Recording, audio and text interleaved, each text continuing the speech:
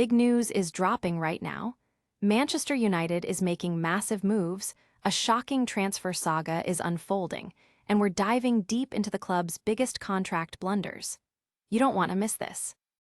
Get ready for exclusive updates on Bruno Guimaraes, a look back at a pivotal match against Bournemouth, and a critical analysis of the fullback situation.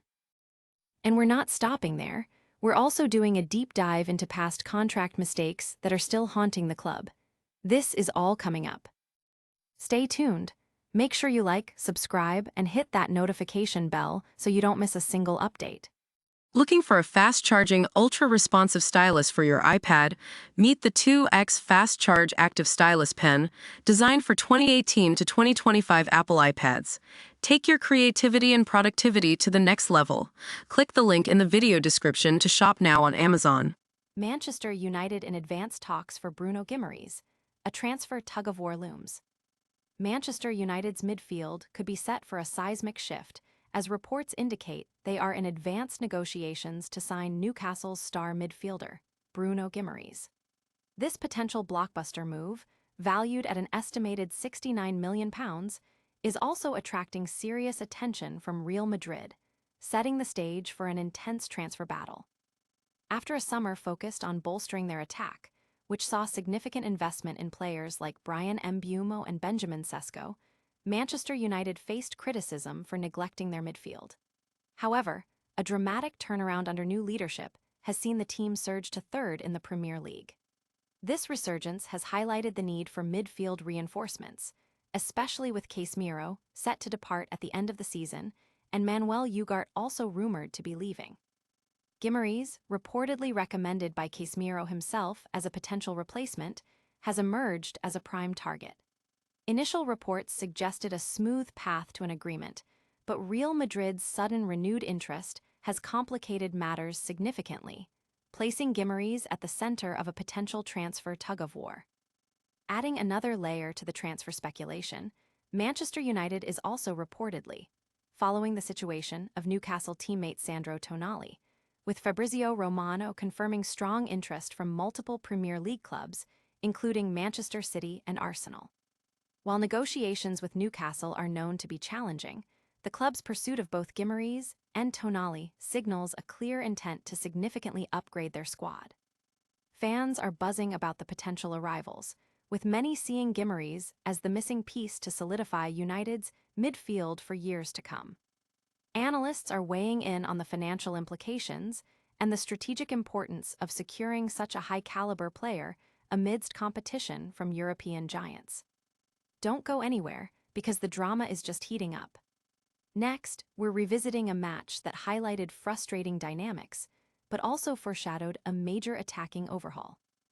Fernandes' Bournemouth frustration, a turning point for Manchester United's attack. Rewind to a frustrating 1-1 draw against Bournemouth last season, a game that starkly revealed Manchester United's attacking inefficiencies and Bruno Fernandes' visible exasperation with a young Alejandro Garnacho. This match, once seemingly insignificant, now serves as a critical marker of how far the team has come. In the 2024-25 season, Manchester United endured a difficult campaign, with the draw at Bournemouth being one of many forgettable fixtures. While Rasmus Højlund salvaged a point late in the game, the performance was marred by wasteful finishing, particularly from Garnacho, who missed a golden opportunity when one-on-one with the goalkeeper. Sean Fisher of Channel 3 noted Garnacho's consistent issues with end product, stating, "Amorim needs clinical finishers up front, and at the moment Garnacho is far from it." This inconsistency ultimately impacted Garnacho's chances for a starting role in the Europa League final and preceded his eventual £40 million sale. The club's subsequent £62.5 million acquisition of Matthias Cunha has proven to be a significant upgrade. The synergy between Fernandes and Cunha was evident in their recent win against Aston Villa, where Fernandes provided a sublime assist for Cunha's goal. This new attacking prowess is reflected in Fernandes' club record 16 assists this season, a stark contrast to the frustration he experienced with wasteful teammates previously. The Bournemouth game, therefore, wasn't just a missed opportunity. It was a catalyst for one of the most significant attacking overhauls in recent history, transforming United's fortunes and propelling them to third place. Supporters are reflecting on how the team's improved attacking options have directly translated into more productive partnerships and better results. Analysts point to the strategic investment in attacking talent as the key factor behind Fernandes' resurgence in assists and the team's overall climb in the league standings. But while the attack is firing, questions remain about the defense. Coming up, we dissect the fullback situation and ask if it's time for a major upgrade. Man Ut's fullback dilemma: is it time for an upgrade? Manchester United's recent unbeaten run under Michael Carrick has been impressive, with Luke Shaw and Diogo Dalot playing key roles in their natural positions.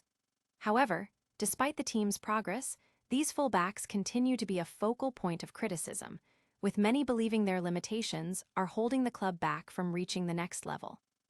While the summer transfer window is expected to prioritize midfield reinforcements to replace Casemiro and potentially Christian Eriksen, strengthening the full-back positions is equally crucial. Fans and pundits like Tony O'Neill on the Webby and O'Neill show argue that the current full-back pairing has run their course, and that United has neglected this area for too long.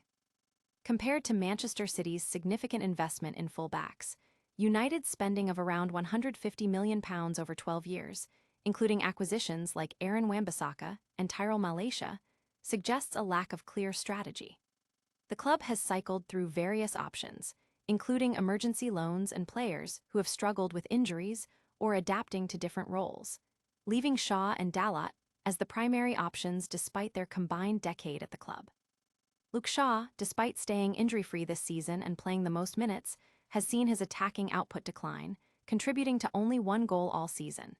His injury history raises concerns about his long-term reliability, especially as he approaches 32. Diogo Dalot has shown improvement, particularly in defense under Carrick, and has contributed 3 assists.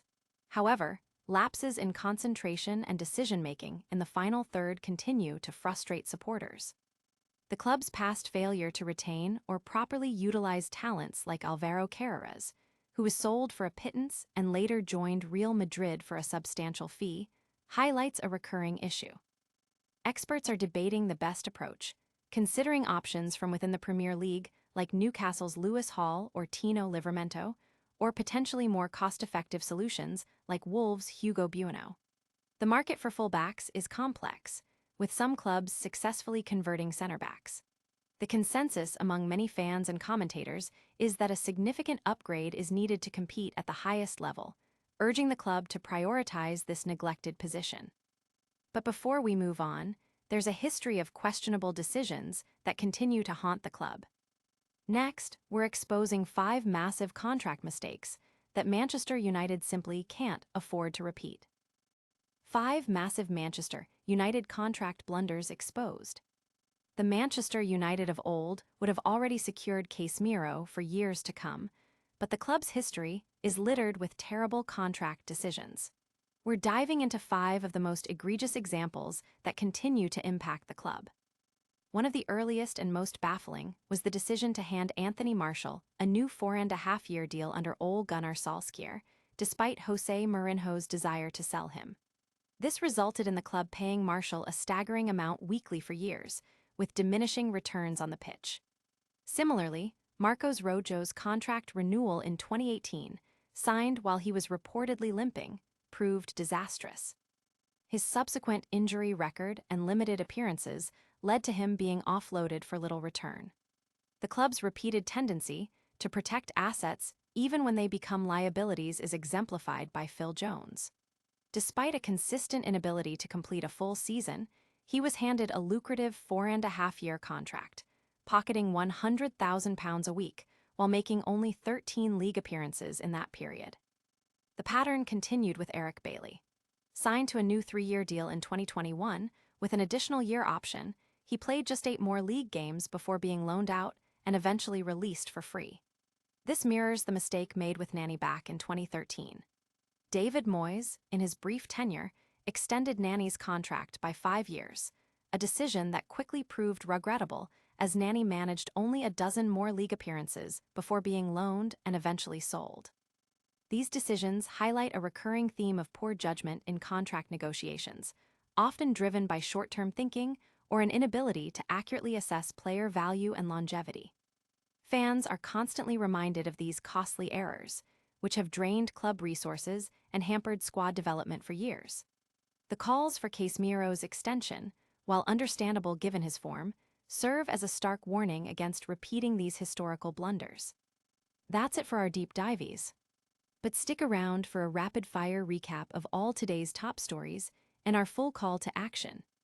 From potential blockbuster transfers like Bruno Guimaraes to critical looks at fullback upgrades and a deep dive into costly contract mistakes, Manchester United is a club in constant motion. We covered the latest on the transfer front, analyzed key performances and their impact, and exposed some of the club's most significant historical contract blunders. Don't miss out on any of the action. If you enjoyed this breakdown, make sure to like this video, subscribe to the channel for more exclusive content, and hit that notification bell so you're the first to know when we drop new updates. Comment below with your thoughts on these stories and follow us on all social media platforms for even more.